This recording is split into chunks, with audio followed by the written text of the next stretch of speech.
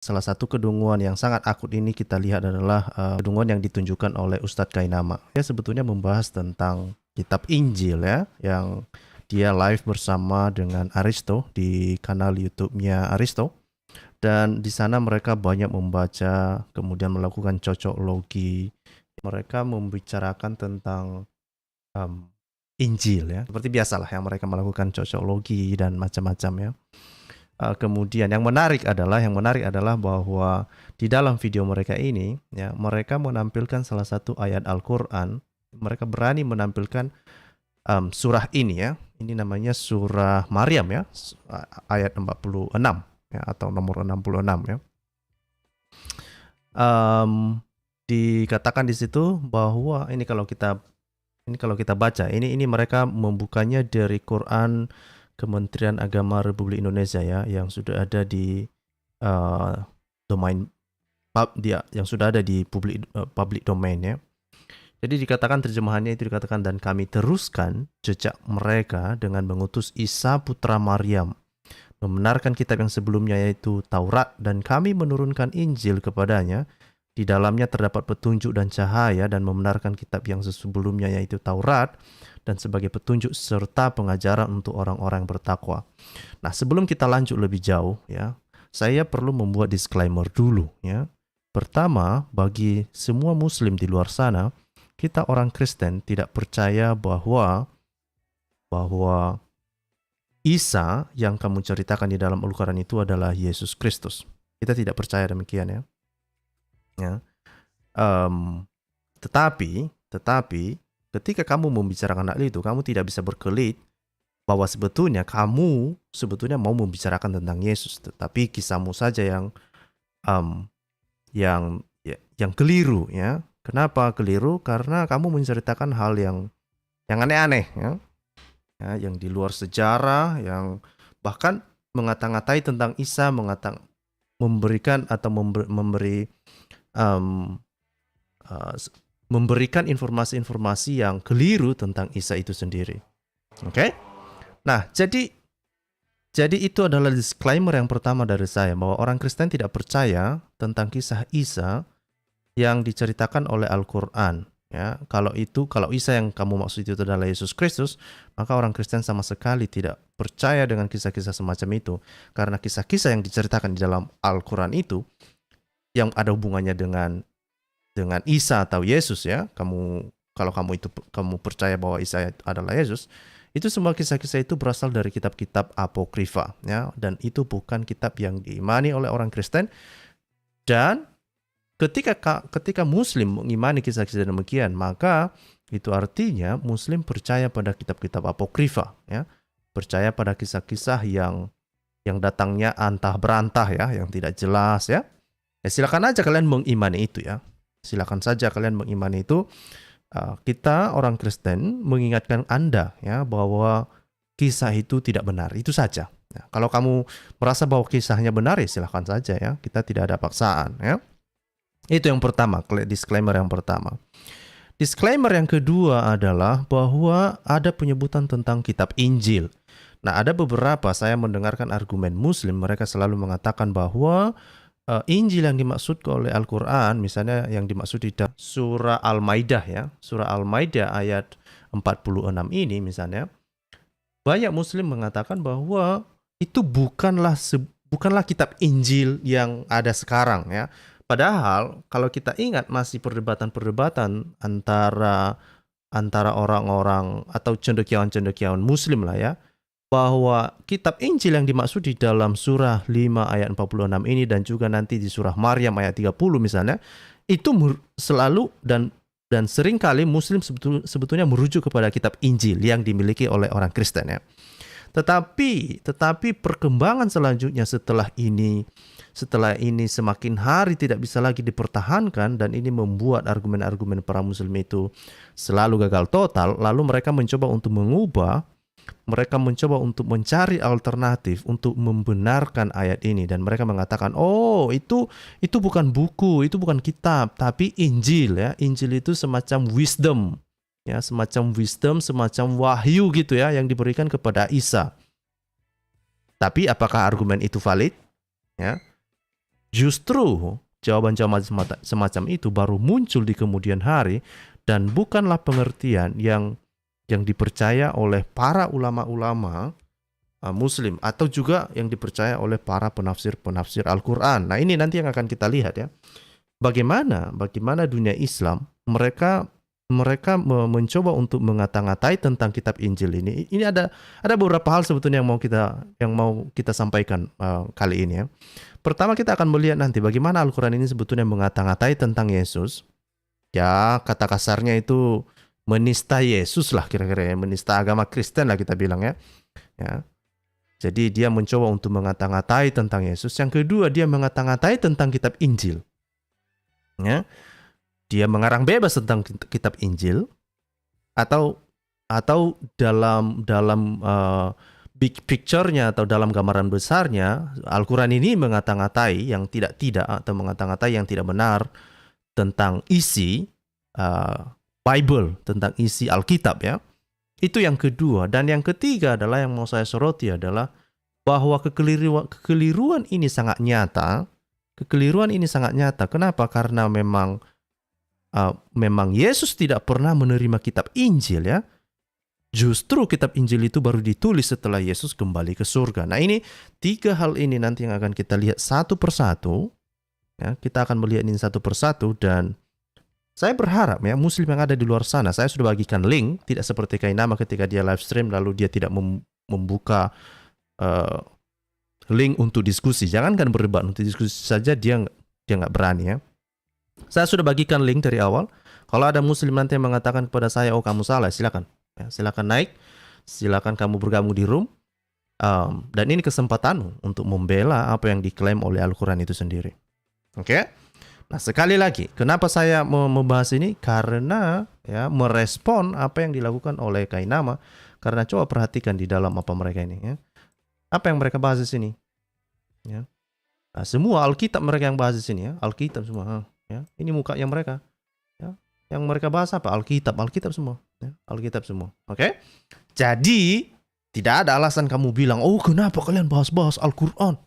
Oke, kalian yang mulai. Kita merespon apa yang kalian lakukan.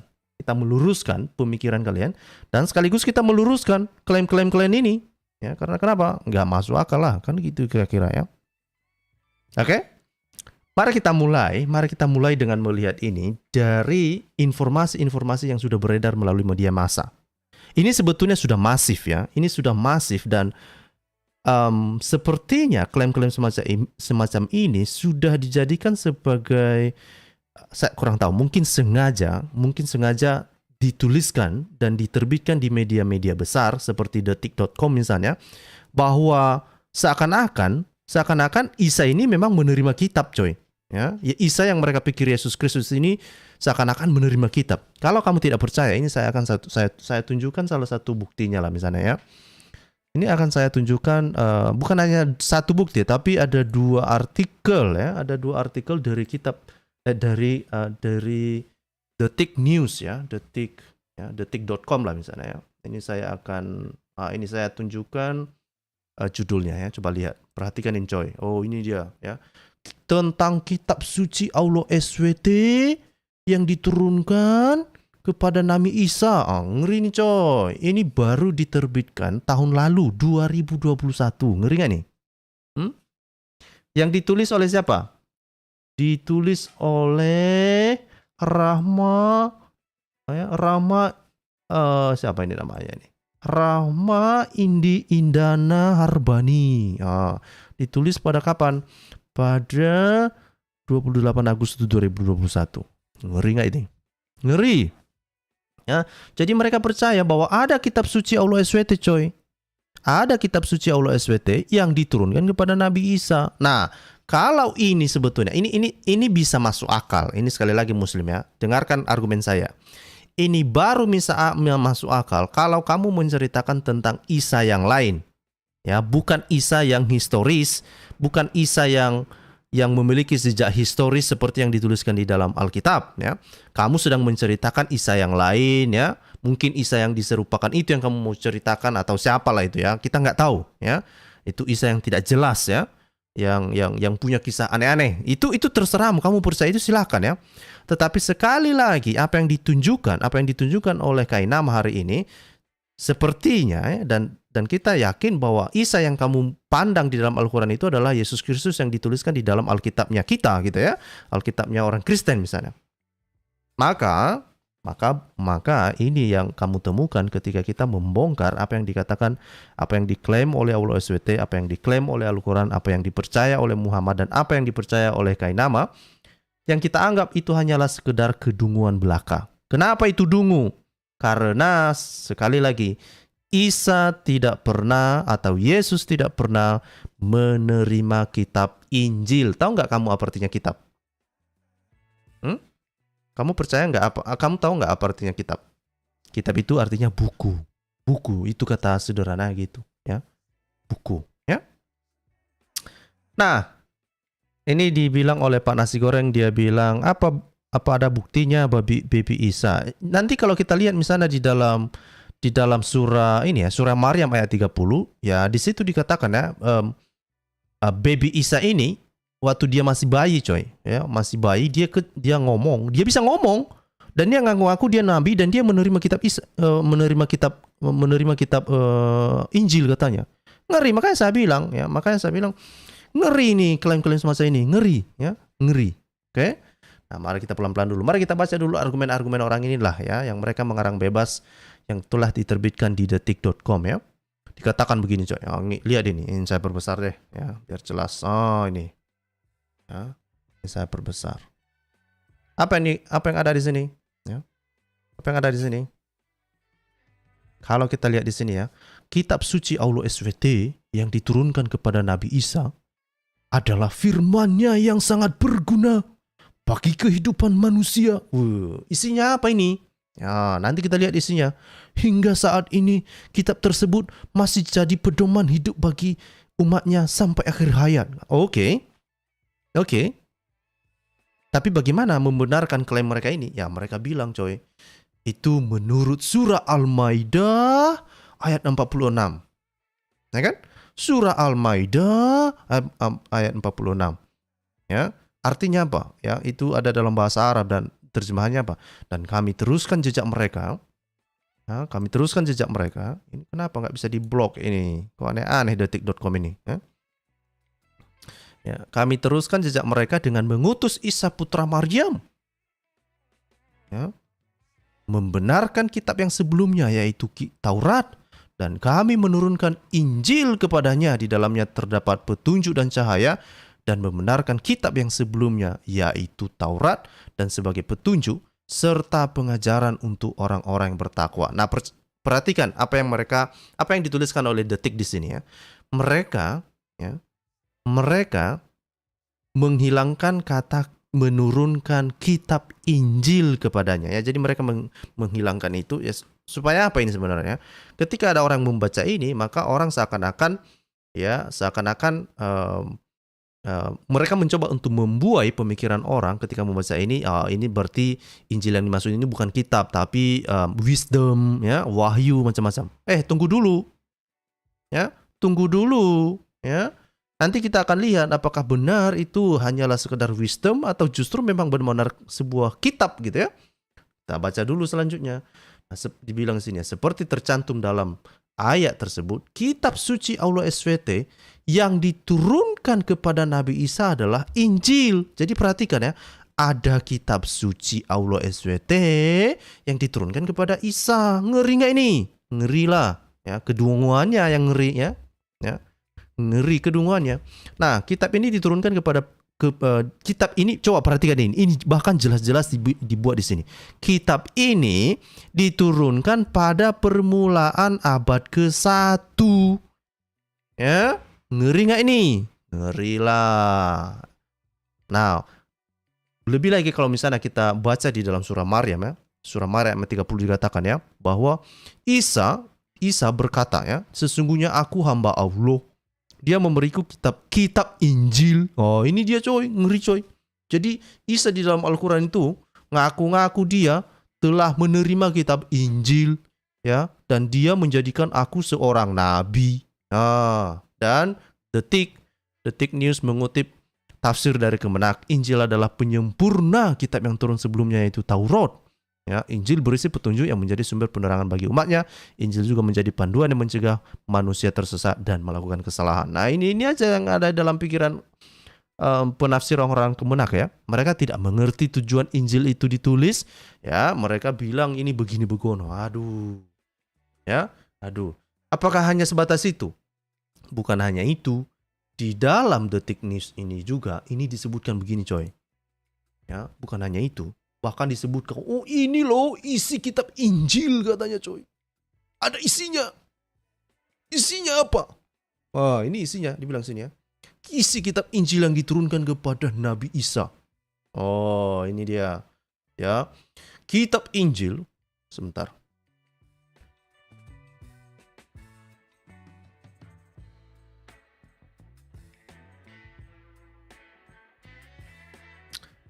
Kitab Injil diturunkan Allah SWT kepada Nabi Isa untuk diajarkan kepada umatnya. Jadi sekali lagi ya, mereka membicarakan tentang sebuah kitab namanya kitab Injil.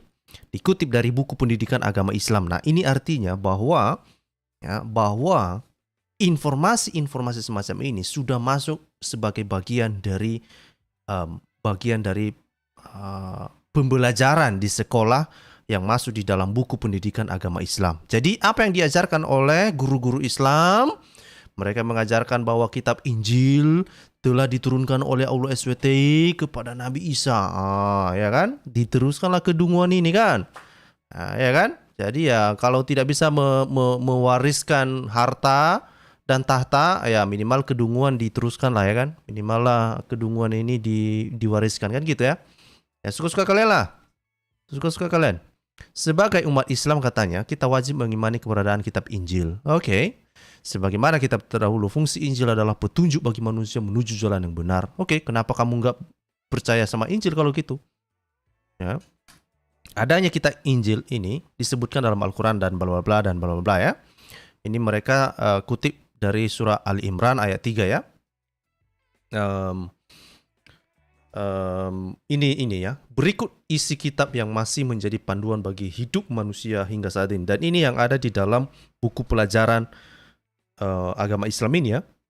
Nah, isinya apa? Isi kitab Injil. Coba perhatikan ini. Inilah yang ada di dalam otak para muslim ketika mereka mendengar kitab Injil.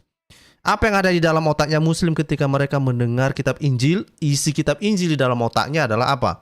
Membenarkan ajaran Nabi dan Rasul sebelumnya, kisah dan hal yang bersifat goib serta luar biasa yaitu mukjizat Nabi Isa, mematuhi perintah Allah dan menjauhi larangannya, menyuruh umat untuk beriman kepada Allah yang Maha Esa, yaitu ke jalan yang benar sebagaimana yang telah dirintis para nabi sebelumnya, mengabarkan tentang akan diturunkannya Al-Quran pada Nabi Muhammad SAW. Nah lo lihat, perhatikan poin terakhir itu.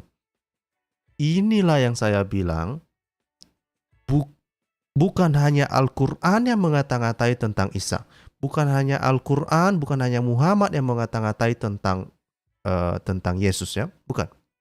Bahkan ya, tafsir-tafsir dari para ahli-ahli tafsir Al-Quran ini, misalnya di dalam tafsir Kemenak juga nanti akan kita lihat, mereka mengarang bebas ya. Perhatikan poin terakhir itu, mengabarkan tentang akan diturunkannya Al-Quran pada Nabi Muhammad SAW. No, sama sekali tidak ya, sama sekali tidak, nggak nyambung ya. Itu klaim-klaim kamu itu. Ini dia ya. Nah, jadi untuk melihat ini lebih jauh dan supaya muslim semakin paham apa yang terjadi dan mengapa sebetulnya orang Kristen ya ketika mendengar muslim mengatakan bahwa isi kitabnya seperti itu, kita sebetulnya hanya ketawa-ketawa ya, ini orang ini kok kayak gini ya, ini cara berpikir orang kayak gini kok bisa seperti itu ya. Mari kita lihat selanjutnya apa yang terjadi ya. Mari kita lihat selanjutnya apa yang terjadi. Perhatikan ini misalnya apa yang dikatakan di dalam surah Al-Maidah misalnya ya. Ini dalam surah Al-Maidah ayat 46 ini. Dan kami iringkan jejak mereka dalam kurung nabi-nabi Bani Israel dengan Isa putra Maryam, membenarkan kitab yang sebelumnya yaitu Taurat, dan kami telah memberikan kepadanya kitab Injil. Ngeri nggak ini coy?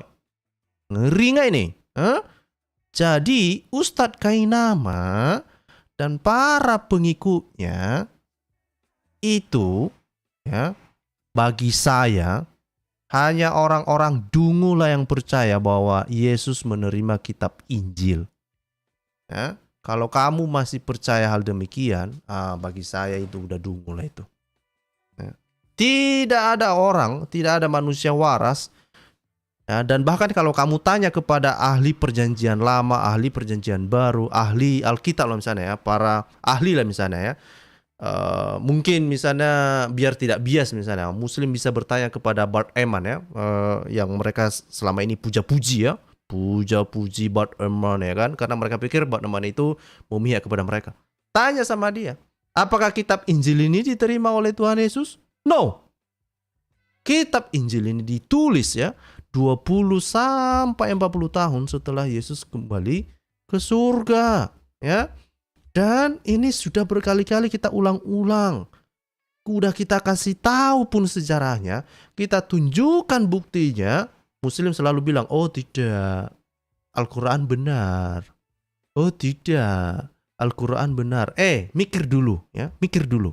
Kamu percaya kisah yang ditulis pada abad pertama yang dekat dengan kehidupan Yesus, atau kamu lebih percaya kisah yang ditulis 700 tahun setelah Yesus kembali ke surga? Coba, siapa yang waras? Siapa yang memiliki nalar sehat di sini? Ya, jadi sekali lagi Muslim ya, dan mualaf dan Ustadz Kainama serta pengikutnya yang mengagungkan Kainama. Anda masih memelihara kedunguan semacam ini? Ya silakan. Opsi ada di atas meja buat Anda. Silakan kalian mengambil ya. Tapi jangan diborong lah. Itu saja pesan saya. Jangan diborong ya. Jangan diborong. Oke, ini dari Dewa Ludo katanya, mohon maaf jikalau saya ketiduran sambil mendengarkan buku dongeng Arab yang dibacakan Lex Scott katanya. Aduh Pak, ternyata saya membaca kitab dongeng ya. Aduh, ini bagi Muslim bukan kitab dongeng ini Pak. Ini kitab yang kitab yang luar biasa ini bagi mereka ya.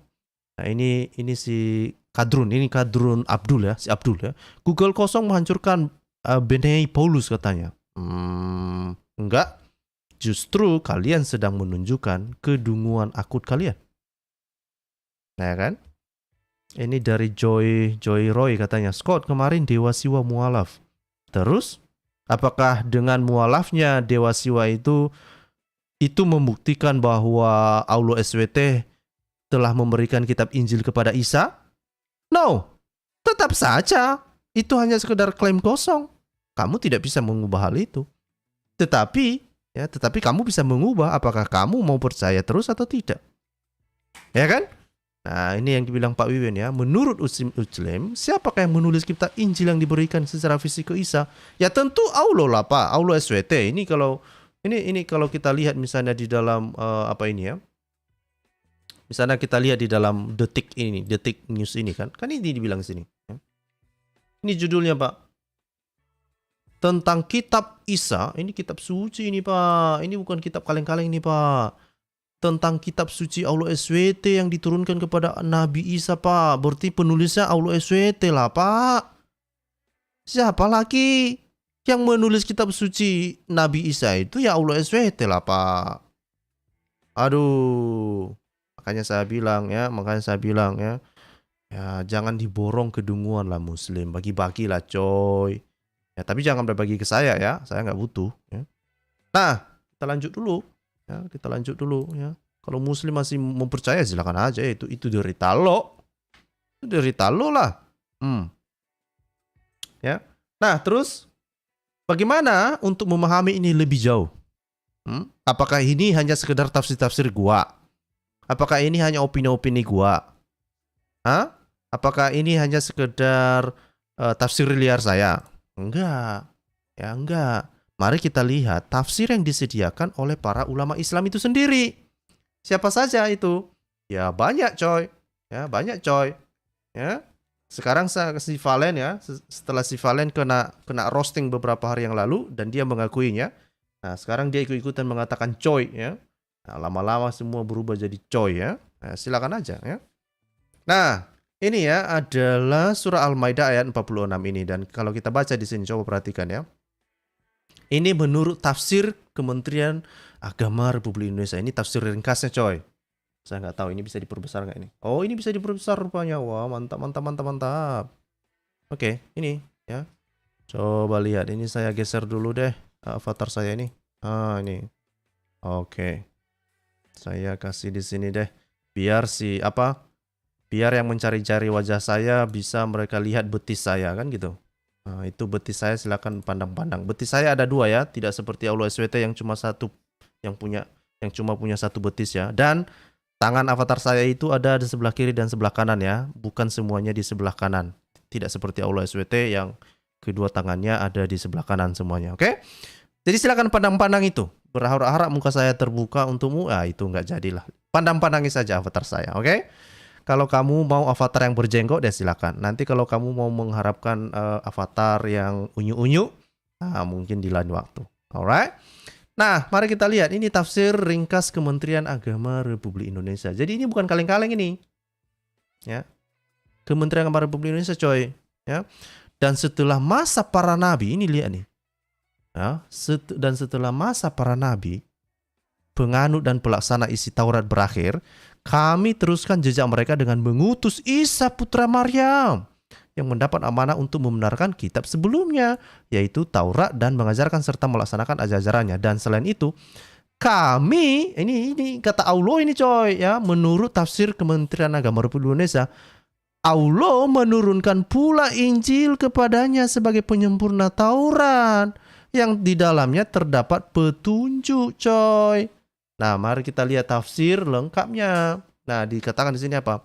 Ya, dalam ayat ini dijelaskan bahwa sesudah berakhir masa nabi-nabi, pengadu dan pelaksana isi Taurat, maka diutuslah Nabi Isa putra Maryam mengikuti jejak nabi-nabi Bani Israel terdahulu, melaksanakan Taurat yang telah diturunkan sebelumnya. Kemudian diturunkan Injil kepada Nabi Isa. Nah, ini dia coy. Jadi diturunkan dia coy. Ya, tapi mereka hilangkan kata kitabnya, padahal ini di dalam ayatnya jelas-jelas disebutkan apa? Kitab, ya. Mari kita lihat misalnya tafsir Ibnu Katsir deh. Nah, ini dia. Mari kita baca tafsir Ibnu Katsir ya. Dibilang di sini ya. Dan kami iringkan, yakni kami ikutkan pada jejak mereka nabi-nabi Bani Israel dengan Isa putra Maryam membenarkan kitab yang sebelumnya, kitab Taurat, yakni beriman kepada kitab Taurat menjadi hakim ya, dan bla bla dan bla bla ya. Dan kami telah memberikan kepadanya kitab Injil. Ngeri nggak ini? Ada kitab cuy. Nah, sedangkan di dalamnya ada petunjuk dan cahaya yang menerangi, yaitu sebagai petunjuk kepada perkara yang hak dan cahaya yang dapat menerangi untuk melenyapkan kesubuhatan dan memecahkan berbagai macam masalah. Ya.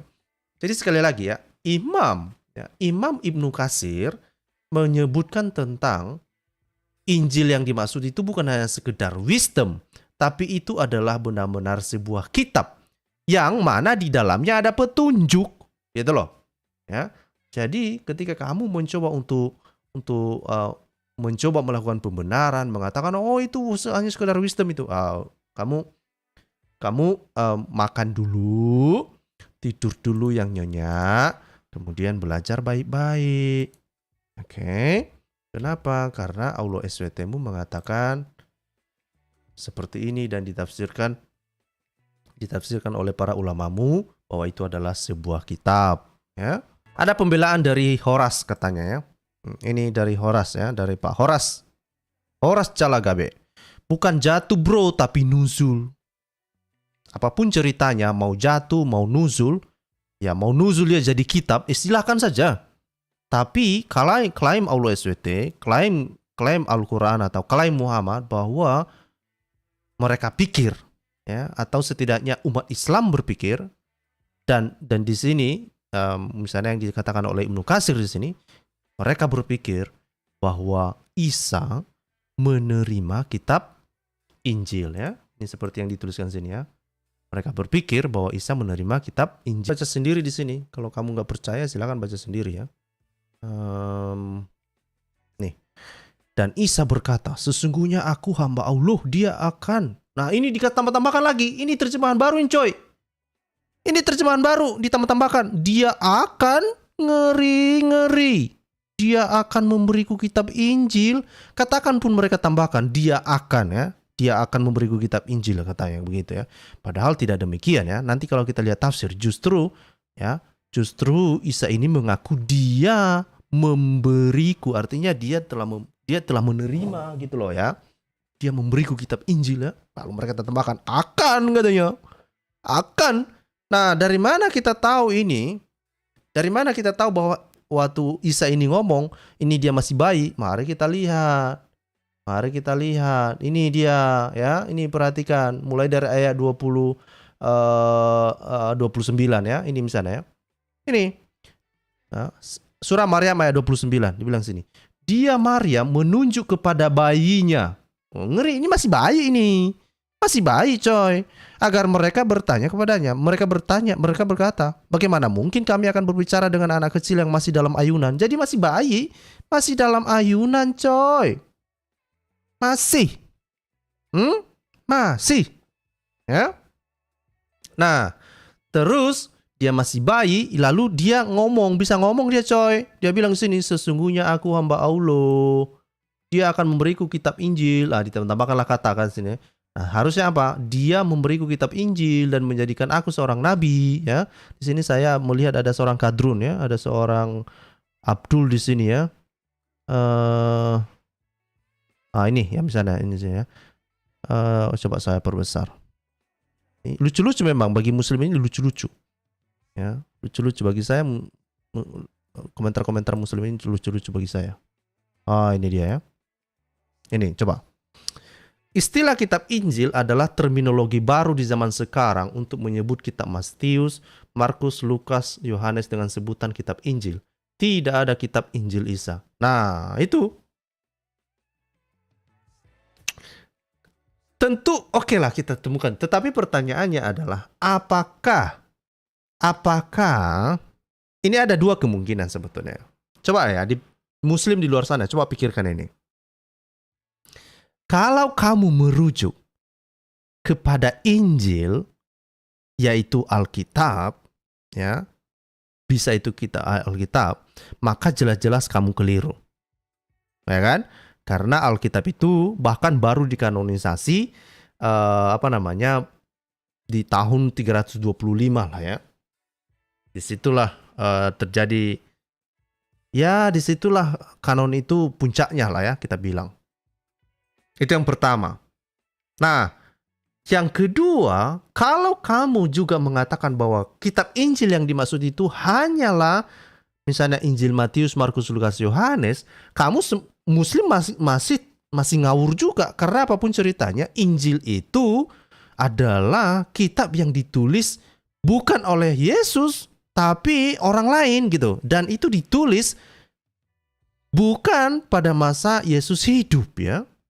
Itu justru ya setidaknya dari penelusuran sejarah ditulis setelah Yesus kembali ke surga. Oke. Semua argumen di dalam Al-Quran ini baru benar ketika Al-Quran harus mengakui bahwa Isa yang mereka bicarakan ini bukanlah Yesus Kristus di dalam Alkitab. Maka argumen yang ditampilkan misalnya di dalam surah Maryam ayat 30 ini barulah benar. Ya. Jadi kamu menceritakan orang yang lain ya, orang lain ya. Nah, ini misalnya dari Hendrik ya, mereka wajib cek kembali kitabnya sebab nggak sesuai dengan promosinya, katanya dari Allah ternyata kasihan orang yang lugu yang nggak tahu apa-apa dikasih makan kebencian. Begini ya Pak Hendrik ya, begini ya. Memang contoh lah apa yang dialami oleh Pak Graciapello misalnya ya. Pak Graciapello itu membaca sebuah tafsir dari Qurtubi. Lalu datang Muslim ini yang nggak tahu apa-apa, lalu mereka bilang, oh kamu memfitnah katanya, kamu memfitnah. Padahal itu tafsir dari ulamanya sendiri. Artinya apa sebetulnya ya? Mereka malu, ya mereka malu dan mereka mau membuang semua tafsir-tafsir itu kan? Kenapa? Malu, ya malu. Belum lagi kalau misalnya klaim yang ada di dalam surah Maryam 30 ini. Baby Isa menerima kitab Injil. Ngeri.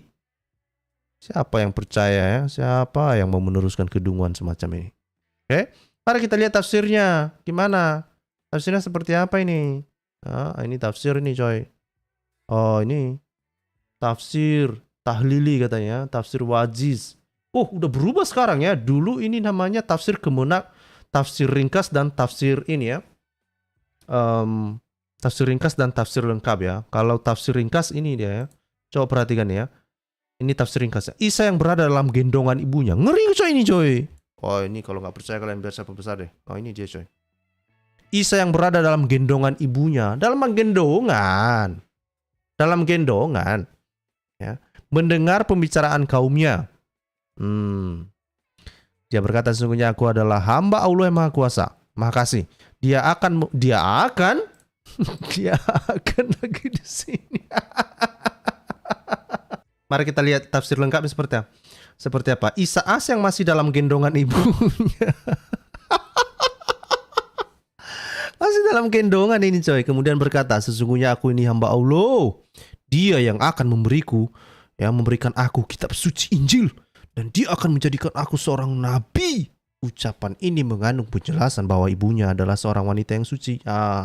Padahal sebetulnya kalau kita cari ini semua, dari mana kisah-kisah ini semua? Ini kisah ini sebetulnya ada diceritakan dalam kisah-kisah apokrifa, dalam kitab-kitab apokrifa ya. Nah, menariknya adalah karena Al-Quran ini ya menyadur informasi-informasi yang ada di dalam kitab-kitab apokrif ini. Makanya di beberapa waktu yang lalu saya mengatakan ya, saya curiga Islam ini sepertinya adalah sebuah bidat Kristen sebetulnya, yang tidak mau diluruskan, tapi mau meneruskan kesesatannya terhadap kebenaran firman Tuhan, terhadap kebenaran Alkitab misalnya ya. Jadi dia tidak mau menerima, misalnya dia tidak mau menerima Yesus sebagai Tuhan ya, orang Islam atau ajaran Islam tidak mengakui bahwa Yesus sebagai Tuhan. Mereka juga menolak Yesus sebagai anak Allah dan macam-macam. Nah, padahal pada dasarnya mereka mencoba untuk menghubung-hubungkan ajarannya dengan ajaran para nabi. Padahal para nabi itu menubuatkan tentang kedatangan Mesias. Siapa Mesias yang dinubuatkan itu? Ya Yesus dong. Ya. Lalu mereka bilang, "Oh, bukan. Bukan, yang dinubuatkan itu Muhammad." Aduh. Masih ingat gak tadi poin yang disebutkan di dalam sini? Dibilang siapa? Ya. Isi kitab Injil di dalam otaknya Muslim apa? Mengabarkan tentang akan diturunkannya Al-Quran pada Nabi SAW. Kita carilah dari kitab Kejadian sampai Wahyu, nggak ada rupanya informasi ini. Bahkan misalnya seperti klaim Al-Quran ya, dia bilang bahwa di dalam Alkitab, di dalam kitab Taurat dan Injil katanya ada yang namanya Ahmad katanya ya, yang itu merujuk kepada Muhammad. Dicari sampai bentol kepalamu, ya, sampai botak kepalamu, meleleh semua, keluar ingus dari telingamu. Nggak ada kata Ahmad yang hubungannya dengan Muhammad. Nggak ada. Datanglah si Dungu Kainama, dia bilang, oh itu Parakletos. Ya, karena ada hubungannya dengan Periklitos. Itu aja nggak bisa dibedakan mana apa yang dimaksud dengan Periklitos dan Parakletos. Tapi ya kita mau bilang apa? Mereka memelihara hal semacam itu, suka-sukamu lah. Ya kan? Suka-sukamu. Oke? Nah, kalau kita lihat ini semua Bapak Ibu, ini semakin memberikan kita ya, ketegasan. Apa? Ketegasan apa yang kita dapatkan dari sini? Bahwa semua ini cuma klaim yang hancur berantakan di tengah-tengah keterbukaan informasi ini. Ya. Kita bersyukur kepada Tuhan bahwa teknologi saat ini membantu kita membongkar klaim-klaim palsu semacam ini. Membongkar hal-hal yang mengata-ngatai tentang Alkitab, mengata-ngatai tentang Isa, atau mengata-ngatai tentang Yesus, dan hal-hal yang menistakan tentang ajaran kekristenan. Ya, nah seperti yang saya singgung dari awal, ya, apa pesan yang harus kita sampaikan? Pertama, kita mengerti di sini bahwa Al-Quran itu mengata-ngatai yang tidak benar, ya, memberikan informasi yang tidak benar tentang Yesus Kristus. Bahwa Yesus Kristus menurut Al-Quran menerima kitab Injil itu tidak benar. Ya, itu tidak benar. Lalu sebetulnya ya, banyak muslim selalu mengatakan, nah lihatlah Yesus pun mengabarkan kabar Injil. Benar, dia menyampaikan kabar Injil, tapi bukan menerima kitab Injil. Itu beda itu. Itu beda. Kalau kamu gagal untuk membedakan hal demikian, bagaimana kita bisa berdiskusi dengan baik dan mengedukasi orang ya? Kalau kamu gagal membedakan mana Injil dan mana kitab Injil, aduh kacau lah kamu ya, kacau ya. Dan sekali lagi ya, Al-Quran mengatakan kitab Injil. Ya, kitab Injil. Nah, sementara kitab Injil baru ditulis oleh Matius, Markus, Lukas, Yohanes itu 20 sampai 60 tahun setelah Yesus kembali ke surga. Ya. Bukan diterima dari Allah SWT oleh Yesus, enggak ya. Itu yang pertama. Yang kedua adalah selain mengata-ngatai tentang Yesus Kristus, dia mengata-ngatai tentang Alkitab ya. Ya, misalnya Al-Quran mengatakan bahwa nama Muhammad ada di dalam kitab Taurat dan Injil. Itu penistaan itu. Mana ada nama Muhammad, mana ada nama Ahmad di dalam kitab Taurat dan Injil yang mengarah kepada Muhammad. Enggak ada itu. Itu penyesatan itu. Ya, itu mengatakan itu. Makanya saya curiga ya, rencana penghapusan undang-undang penistaan agama itu justru sebetulnya itu menguntungkan para muslim. Kenapa? Karena jelas-jelas isi Al-Quran ini banyak sekali menistakan ajaran agama kekristenan. Sekali lagi saya ulangi, saya curiga bahwa peniadaan undang-undang penistaan agama kan sudah disahkan ya, 3 tahun ke depan baru berlaku, tapi ya ini sebetulnya justru menguntungkan para muslim. Karena mereka tahu sendiri apa yang diklaim-klaim oleh Al-Quran tentang Alkitab. Itu semua hanya fitnah. Itu semua hanya penistaan saja. Ya. Dan ini semakin terbongkar. Kita semakin tahu bagaimana Islam ini banyak sekali mengurusi ajaran kekristenan daripada mengurusi ajaran Islam itu sendiri. Kita heran. Ya, kita heran.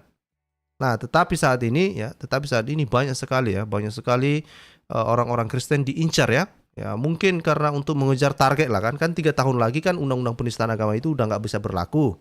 Jadi ya inilah ya. Jadi nanti mengenai pembahasan semacam ini nggak ada lagi urusannya dengan hukum ya. Mungkin dalam kurun 3 tahun ini ya, bagi orang-orang Kristen di luar sana, apalagi yang ada di Indonesia, saya sarankan untuk membatasi diri dulu ya, untuk berhati-hati.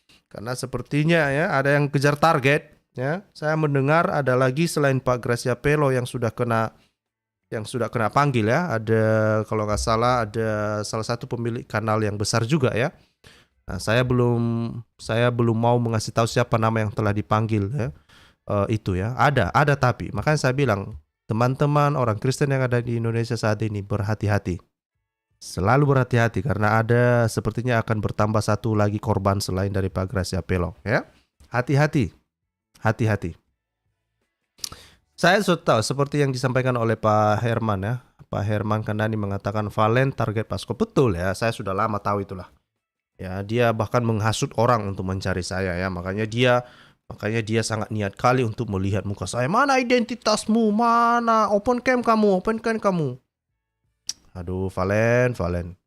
Kalau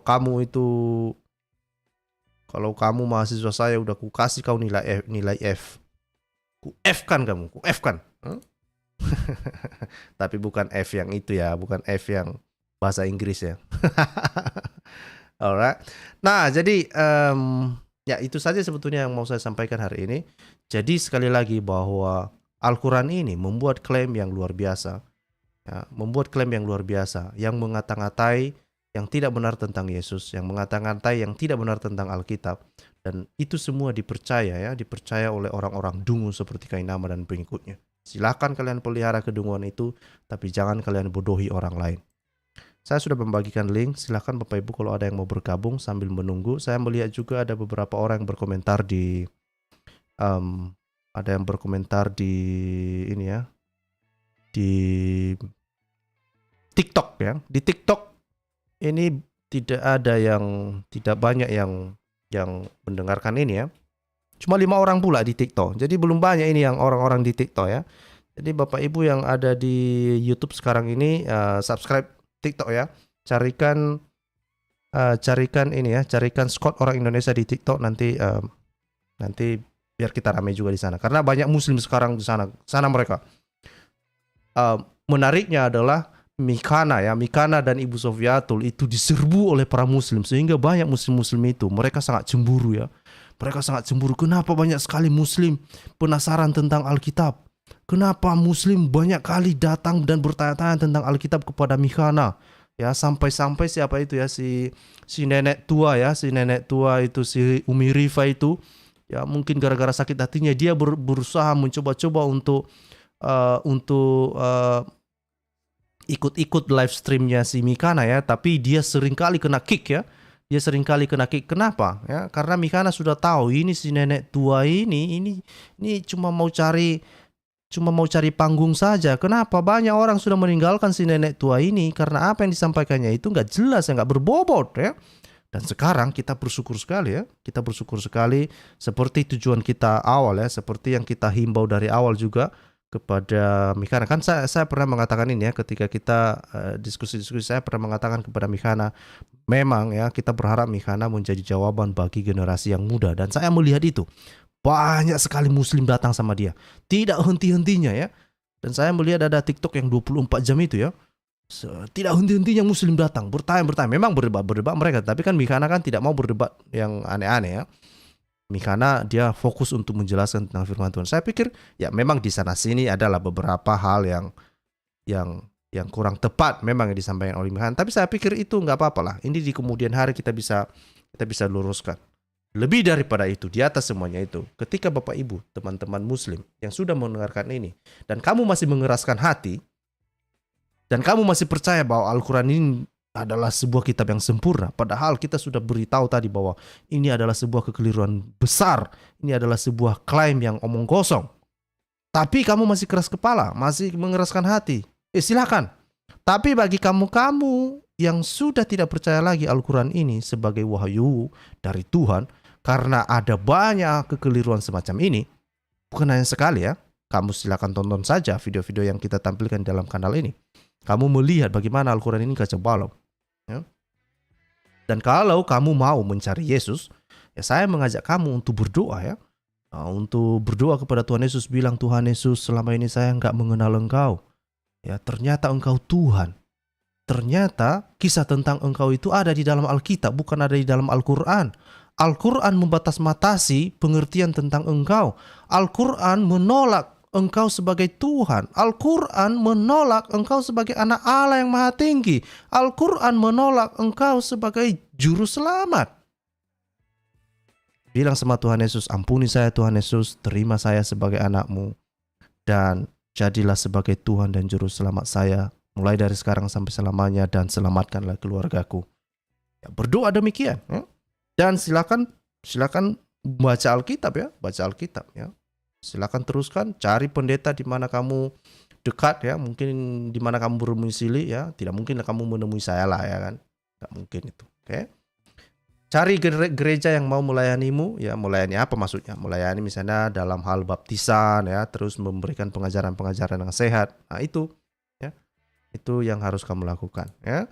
Dan kita berharap kita berdoa lah ya, supaya kamu diberikan pengertian yang benar tentang siapa itu Tuhan Yesus, siapa itu Roh Kudus, dan siapa itu Bapa. Ya. Sama sekali berbeda dengan apa yang diajarkan Muhammad. Itu yang saya pastikan. Bahwa Tuhan yang diajarkan oleh para nabi, Tuhan yang diajarkan oleh Yesus juga itu berbeda. Juga termasuk Tuhan yang diajarkan oleh para rasul, itu berbeda dengan ajaran Islam. Ajaran Islam itu sama sekali tidak memberikan informasi yang benar tentang Alkitab, tentang para nabi, tentang kisah-kisah kehidupan para nabi, tentang kisah tentang Tuhan Yesus juga. Bahkan kisah tentang para rasul pun Al-Quran tidak tahu sama sekali. Ya, itu saja Bapak Ibu